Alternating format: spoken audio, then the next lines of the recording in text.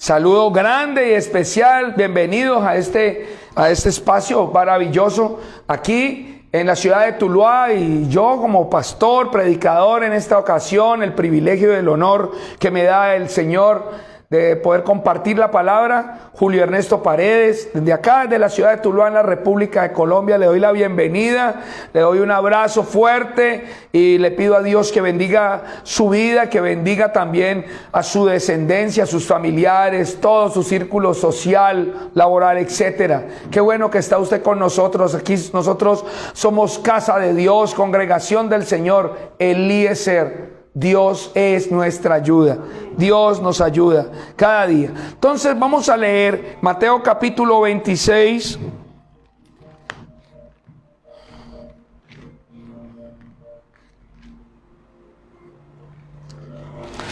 Mateo capítulo 26.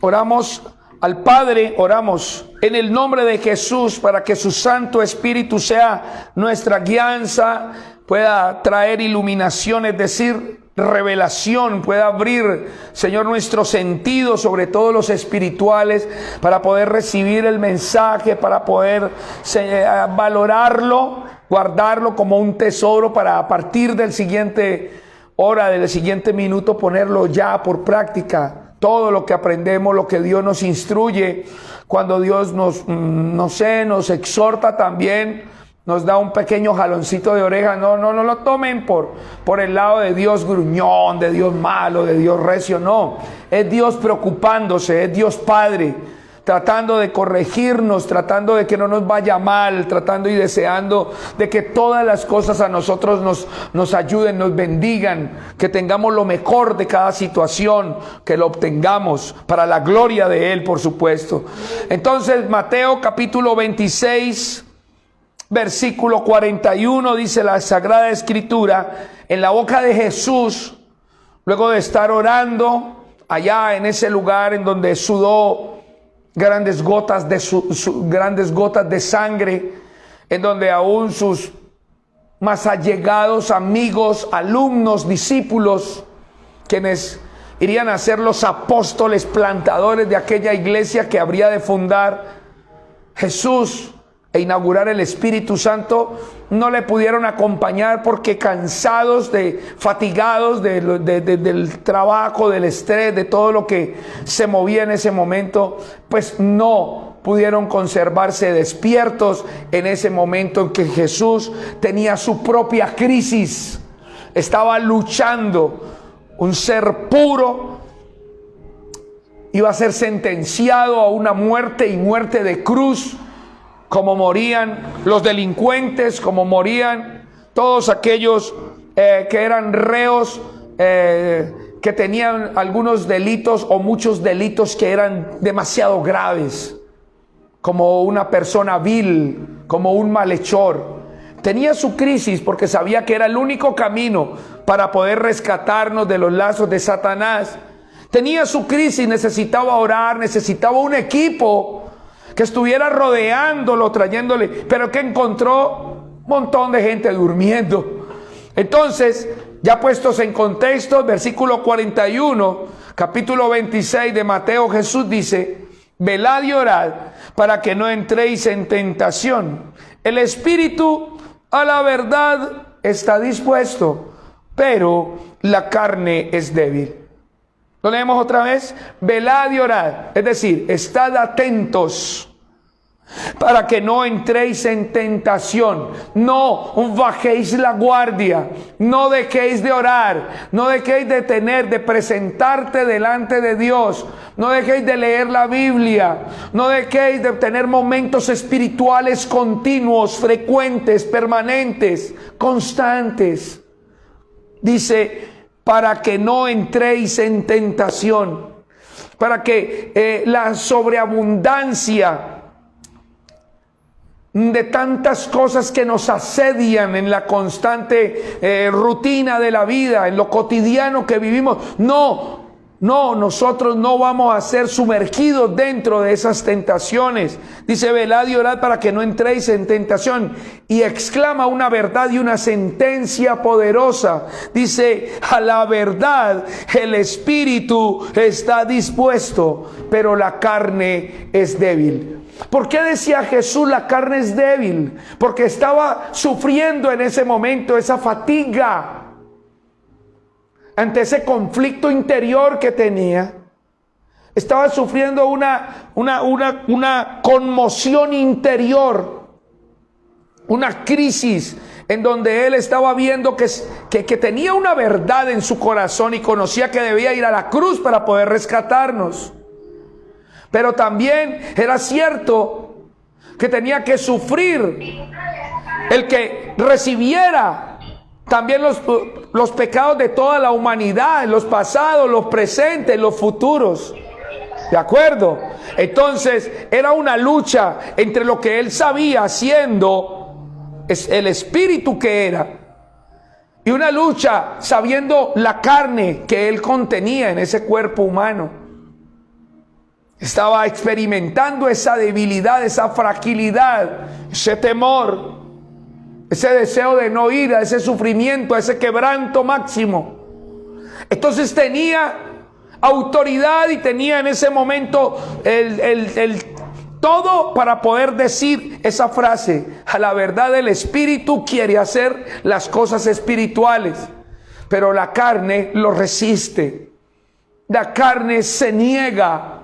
La carne confronta toda verdad espiritual, todo espacio espiritual, todo momento espiritual. Por eso es que nos parece largo el culto. Por eso es que nos parece bulla la alabanza y la adoración. Por eso es que nosotros queremos, nos da sueño estando dentro de una vigilia. Por eso nosotros vemos como un enemigo al pastor cuando proclama un ayuno. Es que la carne resiste todas estos ámbitos espirituales, estos ejercicios espirituales, estas prácticas espirituales, en donde nuestro espíritu va a tener contacto con Dios, en donde vamos a ser bendecidos. Y fuera de eso, Satanás y sus demonios hacen su parte también.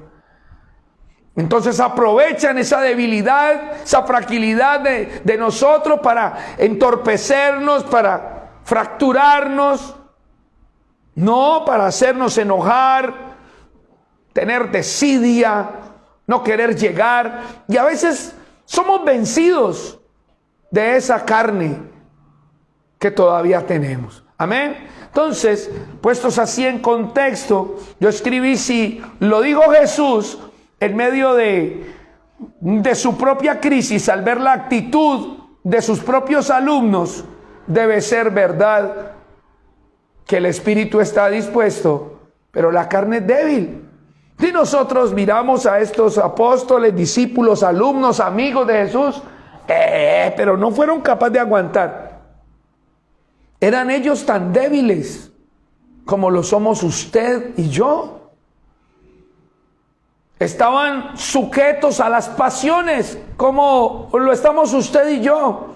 Ellos habían manifestado fidelidad a Dios, pues habían dejado sus cosas, sus familias, sus empleos para seguir a Jesús durante 3 años y medio. No se puede decir que ellos no habían hecho cosas, que ellos no habían tomado decisiones arriesgadas, que ellos no habían tratado de seguir al maestro con todo lo que se les viniese encima. Ellos tenían también sus propios conflictos interiores.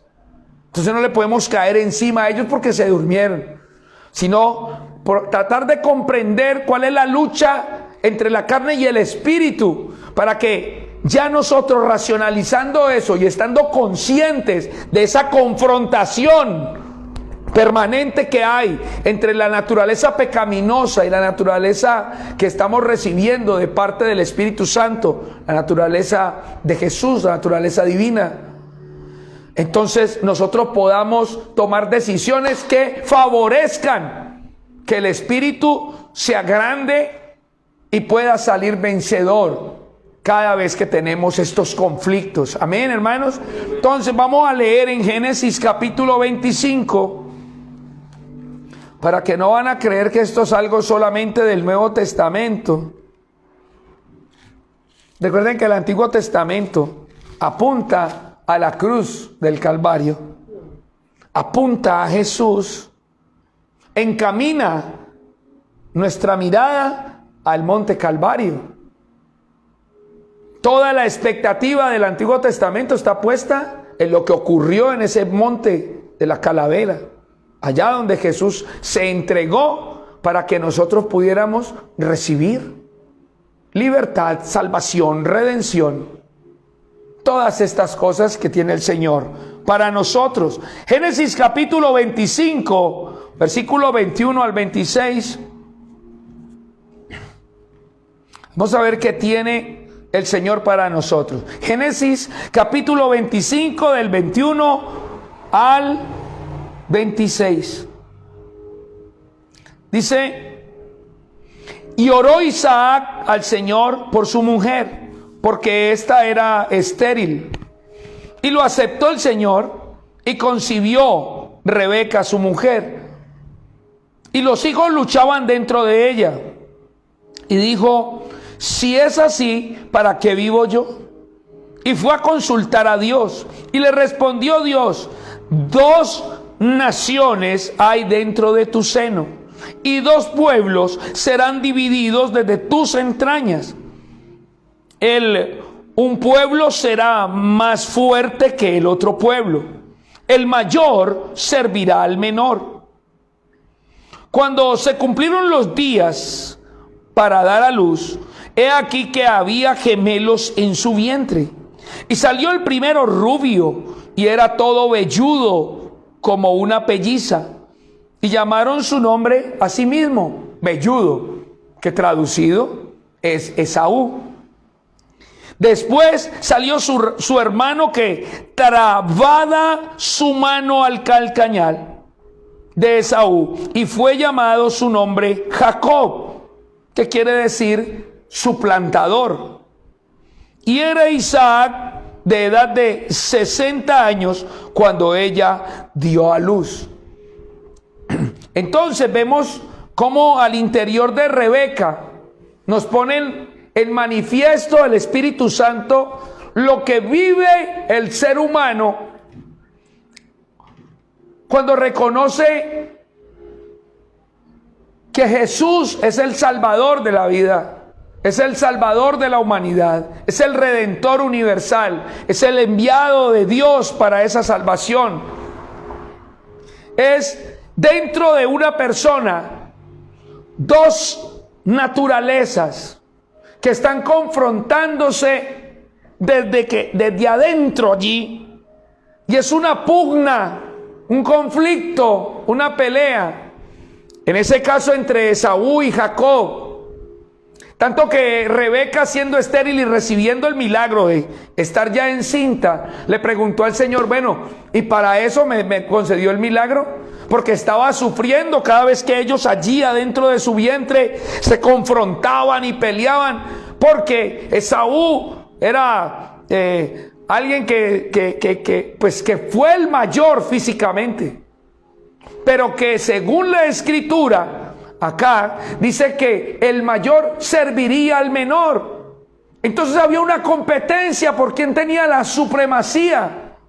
En ese tiempo era muy valorado aquello de la primogenitura, de quién nació primero, porque iba a ser el líder, la cabeza, el patriarca, el que daba las órdenes, el que tomaba las decisiones de una tribu, de una casa, de una hacienda, de una familia. Y encima le daban mayor parte de la herencia terrenal.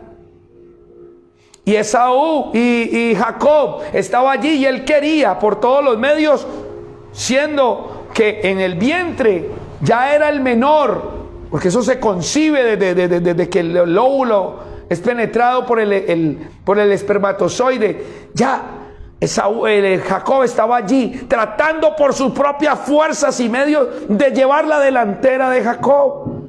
Y cuando dieron a luz, obviamente el mayor salió primero, y el mayor era Esaú.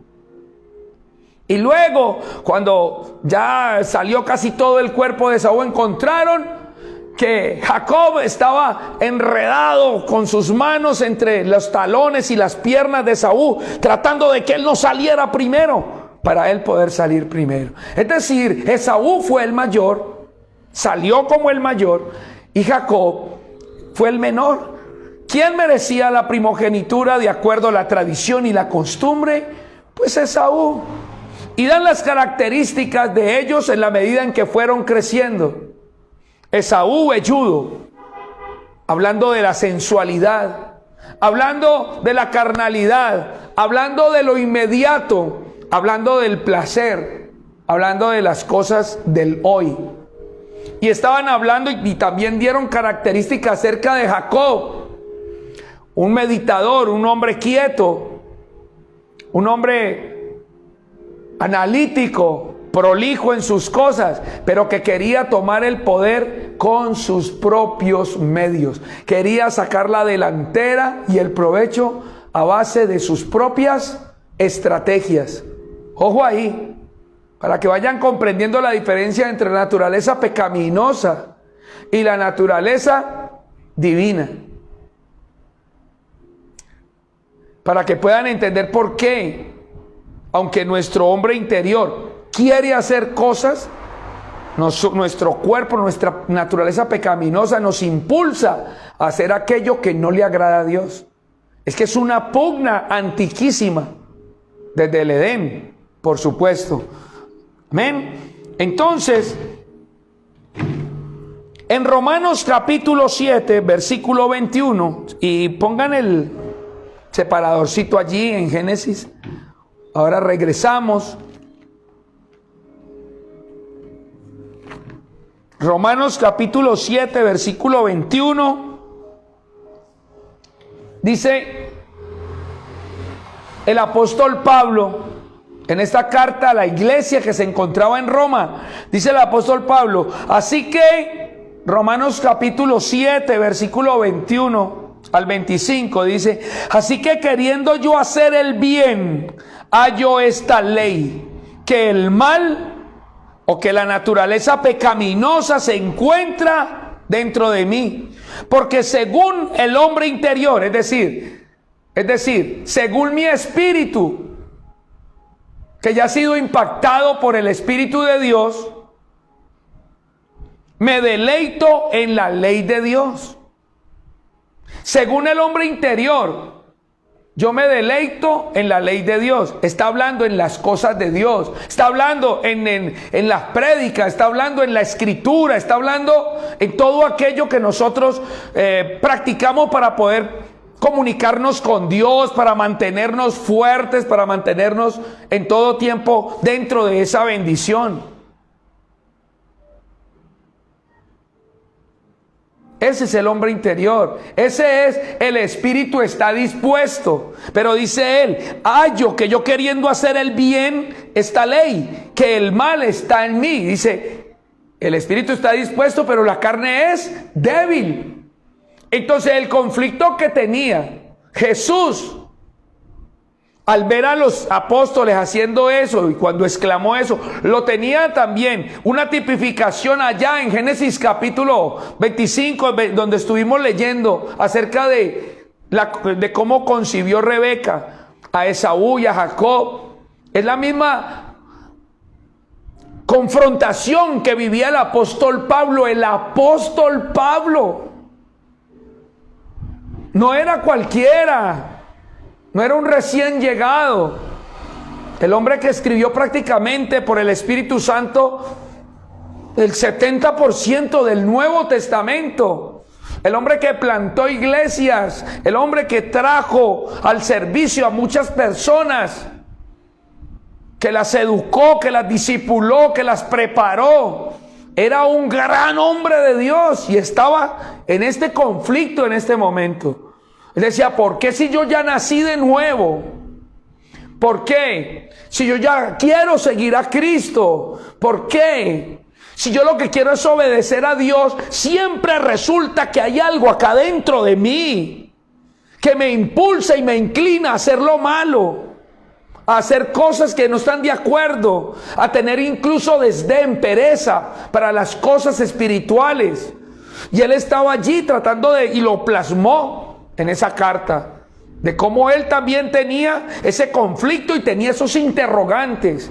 Pero es un interrogante, un interrogante que es una verdad, que vive el cristiano, que vive el creyente. Tenemos todavía la naturaleza pecaminosa mientras estemos en este cuerpo. Nosotros, por más que amemos a Dios y por más que Dios nos haya dado dones espirituales, ministeriales o dones naturales para servirlo a Él, y así lo hagamos con excelencia y procuremos la pureza siempre, mientras que estemos en este cuerpo humano, mientras que estemos en esta dimensión terrenal, nosotros, siendo seres humanos, nos tocará tener esa resistencia interna, la naturaleza caída desde la desobediencia de Adán y Eva allá en el jardín del Edén. Eso lo tenía Pablo. Y luego dice Pablo, versículo 23 del capítulo 7 de Romanos, dice: pero veo otra ley en mis miembros, una que se revela contra la ley de mi mente y que me lleva cautivo a la ley del pecado que está en mis miembros. Entonces aquí empieza un conflicto, para que lo vamos contextualizando y lo vamos poniendo en paralelo. Lo que quería hacer Jacob, él quería dominar con la mente, con las estrategias, con su fuerza de voluntad, con su autoesfuerzo, quería lograr esa santidad irreprensible. Él quería pasarse adelante del mayor, haciendo de trucos, haciendo de, ¿cómo se dice?, de estafa, de engaños, para poder sobrepasarse y ganar esa primogenitura. El apóstol Pablo aquí lo dice de una forma diferente, pero que nos lleva a la misma conclusión. Veo una ley en mis miembros que se revela contra la ley de mi mente. Es decir, él ya tenía una mente renovada, escúcheme bien. Pero él creía que Pablo, era el que tenía el control de la situación, y él quería sobreponerse a la naturaleza pecaminosa a punta de esfuerzo mental, de intelectualismo, de fuerza de voluntad. Y resulta que esto no es un asunto de fuerza de voluntad, esto es un asunto de fe. ¿Aló? Esto es un asunto de fe violenta, que tiene que involucrar muchísimo más que la mente. Tiene que involucrar nuestra alma completa, para que el gobierno de nuestra mente lo tenga el Espíritu Santo. Entonces, ¿qué sucede? Que ya no la mente la que gobierna nuestra alma, sino que es el Espíritu Santo el que gobierna nuestra mente. Y ahora nuestra mente gobierna nuestra alma, pero a la manera de Dios, a la forma de Dios. ¿Para qué? Para que la gloria no se la lleve el ser humano. Y eso es lo que le pasa a los humanistas, y eso es lo que le pasa a los filósofos, y eso es lo que le pasa a todas estas personas, a los gnósticos, que se llevan la gloria porque creen que ellos con su mente pueden dominar muchas cosas y aún encontrar salvación. Y no lo pueden lograr, no lo pueden conseguir, es imposible. Porque cuando es del Espíritu, realmente la gloria de todo logro se la lleva el Señor. Y tiene que ser así, porque para eso fuimos creados, para la alabanza de su gloria. ¿Me dicen amén, por favor? No sé si lo están entendiendo. Entonces en el versículo 23 él dice: pero veo otra ley de mis miembros que se revela contra la ley de mi mente y que me lleva cautivo a la ley del pecado que está en mis miembros. Entonces, claro, la mente era vencida. Y por eso fue que Jacob salió agarrándole los pies, los talones a Esaú. Y durante mucho tiempo procuró él, hermanos míos, salirle adelante y ganar la primogenitura del mayor. No, él es el mayor. Como es mayor, escuche bien, es mayor la naturaleza pecaminosa en el ser humano. ¿Cómo así, pastor? ¿Es mayor eso que la naturaleza divina? Pues como estamos hablando es en términos de edad. A nosotros nos llegó lo primero. Y lo primero que hubo en nosotros fue la naturaleza pecaminosa heredada de Adán y Eva. Por eso es mayor. O nosotros vinimos a conocer de Dios, a tener conciencia de la redención, del trabajo de Cristo mucho después. Entonces, esta es menor. Por eso entonces la explicación de que aquí dice el mayor servirá al menor. ¿Pero cuándo? Cuando Jacob comprenda que todo esto fue un milagro, que nacieron de una mujer estéril, cuyo padre nació de otra mujer estéril, para que no solamente la primogenitura sea un honor terrenal, sino también el honor grande de ser precursor, progenitor del que sería el Salvador del mundo, que es Jesucristo. Amén. Está un poquitín enredado, ¿cree usted? Yo digo, está claro como el agua.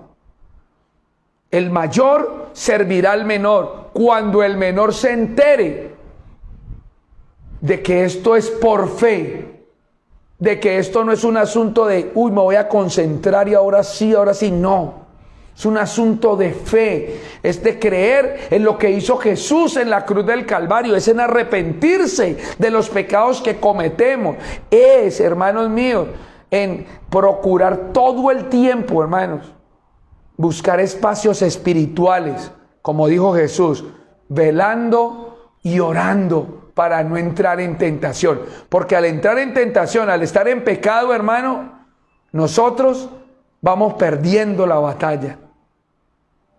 ¿No es que el mayor es más fuerte? El mayor es fuerte. A la verdad el espíritu está dispuesto, pero la carne es débil. ¿A dónde quiere jalar la persona? ¿Al baile, al prostíbulo, a la playa o a la iglesia? ¿A dónde quiere ir? ¿Qué quiere hacer el cuerpo? ¿Ver televisión? ¿Ver WhatsApp? ¿Ver Facebook? ¿O irse para una vigilia? Obvio que uno quiere hacer las cosas que están acá, que lo entretienen a uno, que le dan placer, que le dan gusto. Amén. Yo quiero que ustedes aprendan eso hoy, que yo lo aprendí del Espíritu y ahora entiendo por qué ni la computadora quería trabajar. Entonces, se me iba a caer el otro teléfono. Entonces, hermanos, ahí está. Voy siguiendo con esto. El mal, la naturaleza pecaminosa, la naturaleza caída, no es temporal. No. Mientras vivamos en este cuerpo, es hasta que este cuerpo esté sobre esta tierra. No es temporal. Ahora viene la naturaleza divina y esta pasa a predominar en el punto en que usted se deje llevar por la fe. Amén. Es un asunto de fe. Amén. Dice: solo existe un modo y una manera de conducirnos a la naturaleza divina, y ya sabemos cuál es esa forma: la fe en Cristo y en su obra terminada en la cruz del Calvario. Así es. Entonces, Colosenses capítulo 2.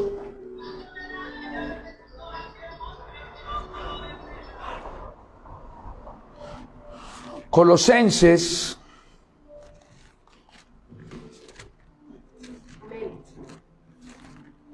capítulo 2, versículos 14 y 15 dice, leámoslo desde el 13, dice: y a vosotros que estaban muertos, y a vosotros estando muertos en pecados y en la incircuncisión de vuestra carne, Jesús mismo os dio vida juntamente con él, perdonándoos todos los pecados y anulando el acta de los decretos que había contra nosotros, aquella que nos era contraria, quitándola de en medio y clavándola en la cruz. Y despojando Jesús a los principados y a las potestades, él los exhibió públicamente, triunfando sobre ellos en la cruz. Entonces, perder esto de vista un minuto le da ventaja a la naturaleza pecaminosa. Perder esto de vista, que ya Jesús despojó a los principados y a las potestades. Todo el que está en Cristo no puede ser dominado de los demonios. No puede. El que está en Cristo, el que está vigente en Cristo, no puede, porque ya ellos no tienen ese poder sobre esa persona. Pero cuando nos descuidamos, cuando nos olvidamos, cuando no refrescamos constantemente nuestra memoria ¿de qué? De que Jesús ya anuló el acta que estaba contra nosotros, de que el acusador, el diablo y sus demonios no pueden señalarnos de pecado alguno, porque ya nosotros estamos cubiertos con la sangre de Cristo y eso nos da perdón de pecados. Pero nosotros cuando nos distraemos, cuando nosotros perdemos esto de vista, estas verdades, entonces le estamos dando ligeras ventajas al enemigo que él sabe aprovechar muy bien. Y vemos muchos cristianos abandonando las filas del reino de la milicia de Cristo. ¿Por qué no? Desanimado. ¿Por qué no? Es porque perdemos de vista lo que Jesús hizo. Mientras que usted mantenga su enfoque y su concentración en la cruz del Calvario y en el que estuvo allí para perdonar nuestros pecados, hermanito, le digo, usted y yo somos invencibles. Somos invencibles. El enemigo no puede, va a intentar y nos va a dar con todo y va a intentarlo absolutamente todo, porque él está comprometido en destruirlo, en matarlo, en arruinarlo a usted espiritualmente y a mí también. Pero mientras estemos con ese enfoque así, totalmente conectados con él, con ese enfoque de lo que hizo Jesús, de lo que ganó Jesús, de lo que nos entregó Jesús, manito, intocables, somos intocables. ¿Me dicen amén? Claro, hermanos, una bendición. Perder de vista nos pondrá en grandes aprietos y en un estado enorme de vulnerabilidad. Seremos totalmente vulnerables. ¿Qué es un soldado sin su ejército? Solitario en campo enemigo. ¿Qué es un soldado sin su armamento? ¿Qué es un soldado sin su lista de órdenes? ¿Qué es un soldado sin su radio de comunicación? Dígame, ¿qué es un soldado sin su chaleco protector? Totalmente vulnerable. En el campo enemigo lo destruyen, lo toman preso, lo hacen cautivo. Y entonces vemos al creyente viviendo otra vez una rutina de pecado de la cual ya había sido librado. ¿Amén? ¿Sí o no? Entonces vamos a entender Hebreos capítulo 7 y a confrontarlo para que esta enseñanza nos salga completa. Ya voy terminando. Hebreos capítulo 7. Hebreos capítulo 7, versículo 7, y lo vamos a confrontar ahora con Génesis 25, 23.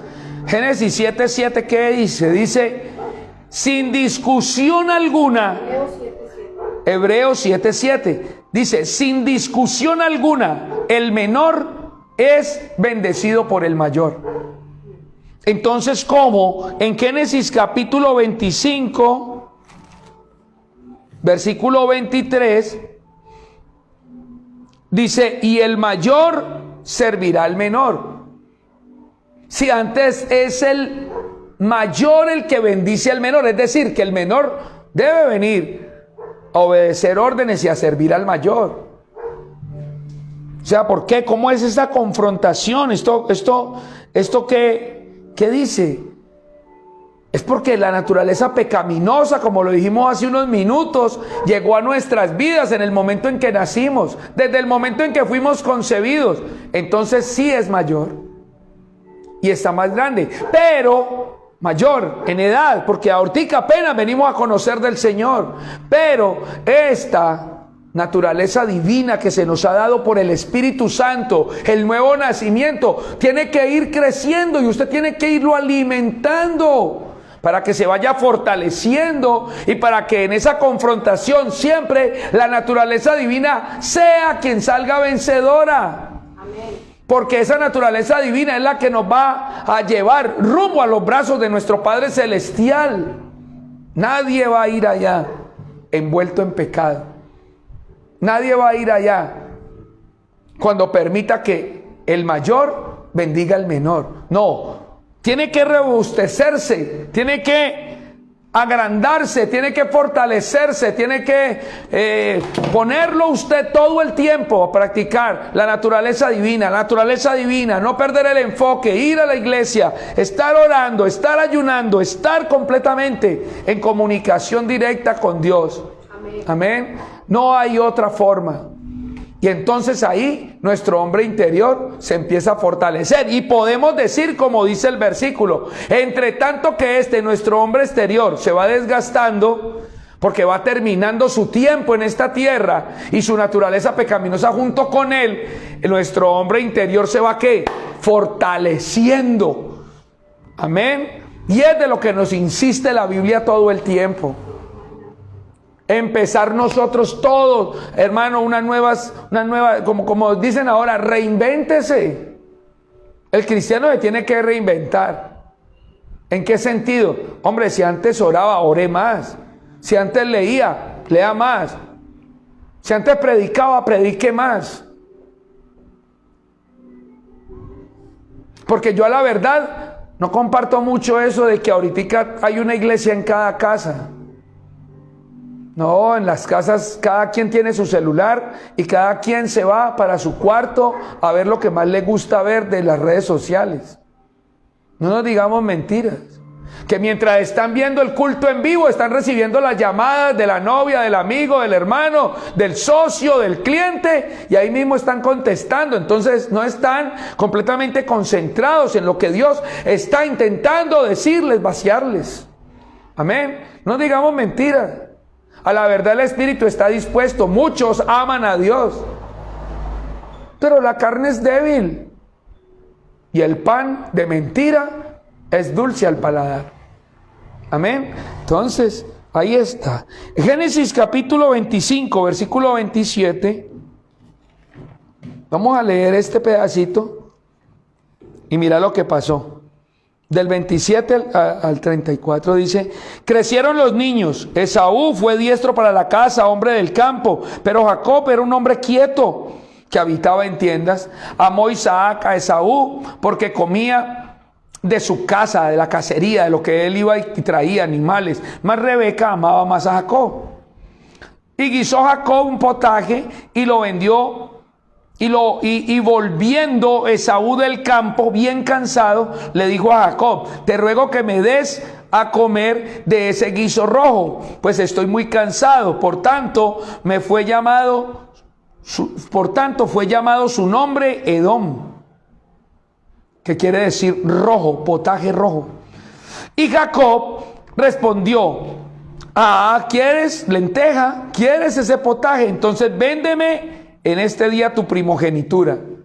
Ahora sí, hay un enfoque. Procuraba algo serio, algo para la posteridad. Lo estaba buscando con estrategias, pero el hombre estaba enfocado. Habló de Jacob. No lo estaba haciendo de ninguna manera a la forma de Dios. Pero él sabía que si él ganaba la primogenitura, no estaba ganando solamente un nombre, sino que estaba ganando el liderazgo, estaba ganando mayor parte de la herencia terrenal, pero sobre todo se estaba ganando el honor de ser el precursor, hermanito querido, del Cristo de Dios. Porque sabía él que había una promesa hablando de que a partir de esa gran nación vendría el que salvaría a la humanidad. Así es que de los lomos de su padre, de su abuelo y de su tatarabuelo y de su bisabuelo, venía el linaje de donde nacería Jesucristo, por obra también del Espíritu Santo. Entonces no solamente es lo que está aquí enfrente de nosotros, ganar, conseguir, triunfar, alcanzar, sino también que tenemos que mirar hacia el futuro y sobre todo a la eternidad. Al futuro, porque necesitamos llegar a nuestra vejez habiéndole podido enseñar a nuestros hijos este camino regio, este camino de bendición, este camino de salvación. Tenemos que llegar a nuestra vejez diciendo, como decía el apóstol Pablo: hombre, ya llegué a la meta. Todo lo que me encargaron yo lo estuve haciendo, predicando, enseñando, aprendiendo, leyendo. Esas son cosas para el futuro que no le importan a las personas que solamente se interesan en estos términos aquí humanos presentes, que no tienen ningún valor, ninguna representación para lo eterno. ¿Aló? Amén. Entonces, sigamos acá, 27, 28, 29. Entonces, en el versículo 32 dice, dijo Esaú, he aquí, yo me voy a morir de esta hambre que tengo. Era silvestre él, ¿no? Era muy básico él.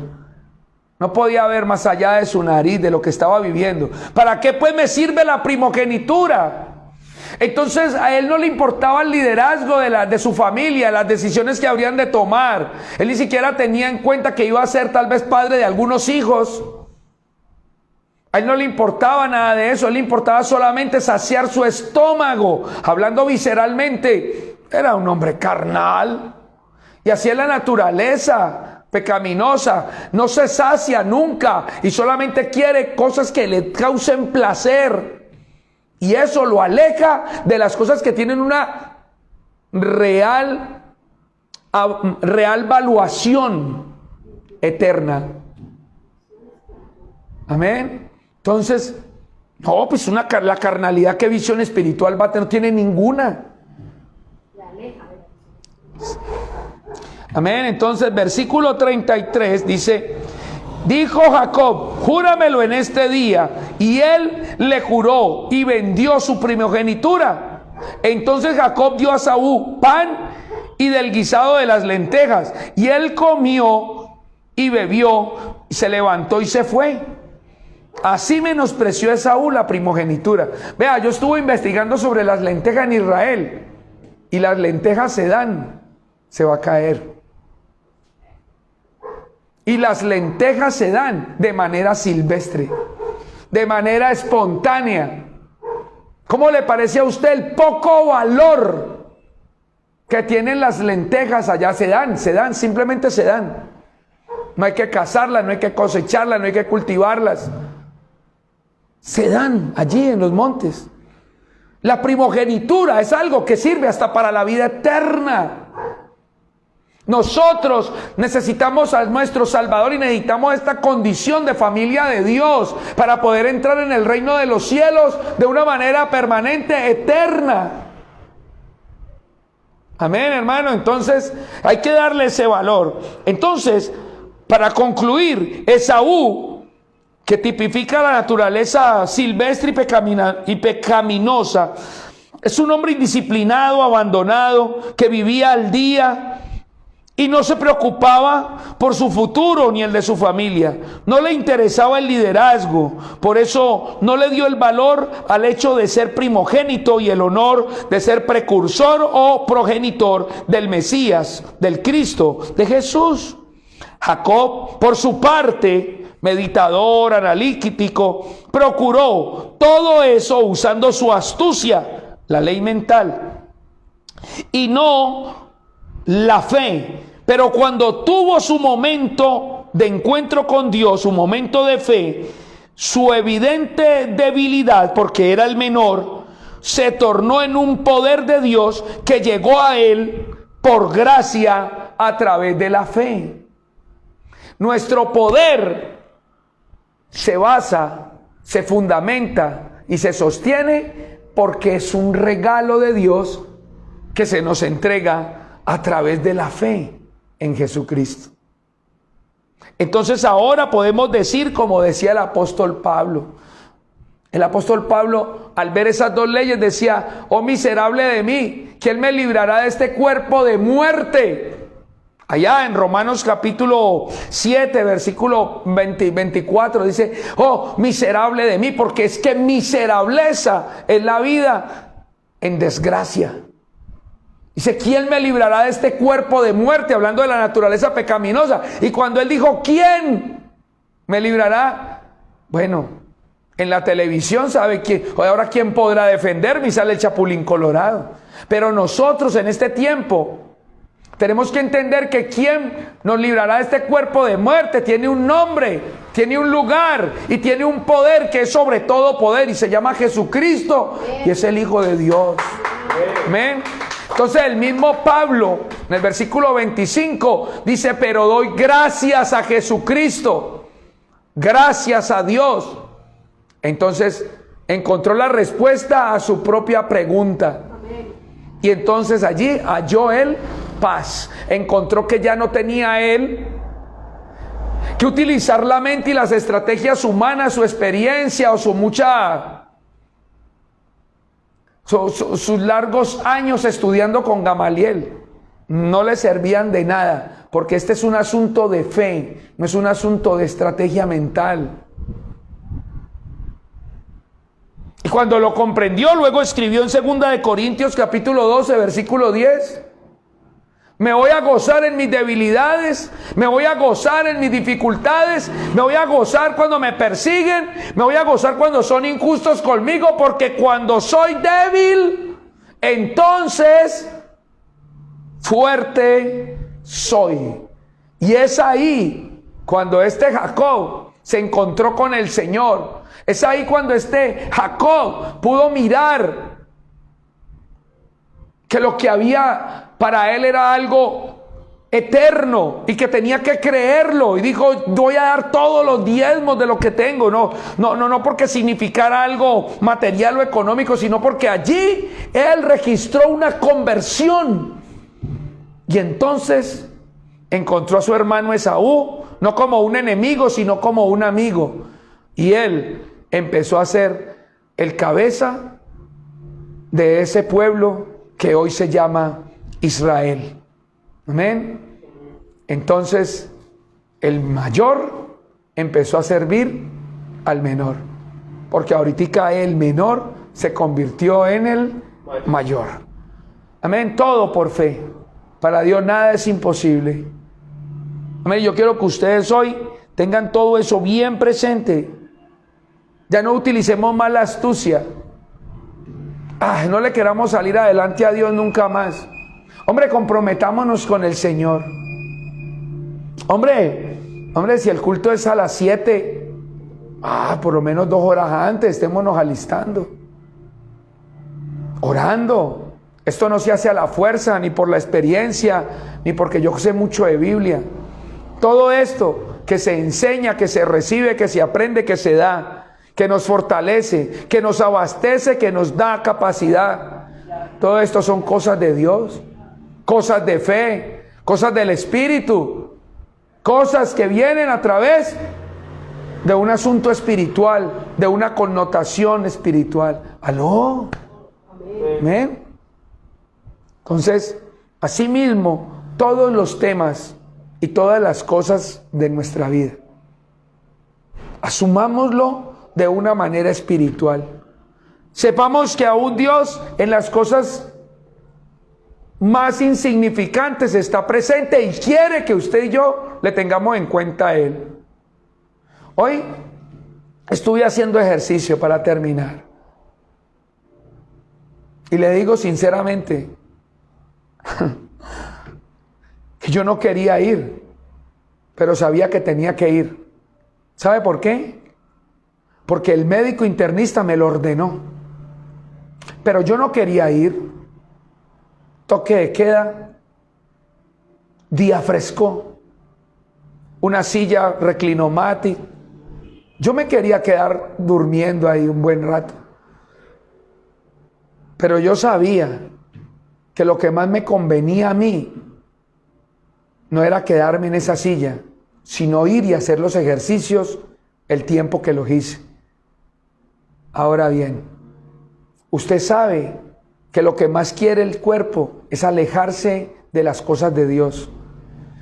Pero también usted sabe que lo que más le conviene a usted y a sus hijos es acercarse cada día más al Señor. Y solo se puede hacer a través de la fe en Jesús. Ejercite la fe en Jesús. Dios los bendiga, el Señor los guarde. Oro para que sus vidas, sus proyectos, oro para que sus mentes, sus corazones, Oro para que sus empresas, sus estudios, en todo, el Señor esté presente y les traiga verdadera prosperidad, es decir, verdadero valor eterno a todo lo que hacemos.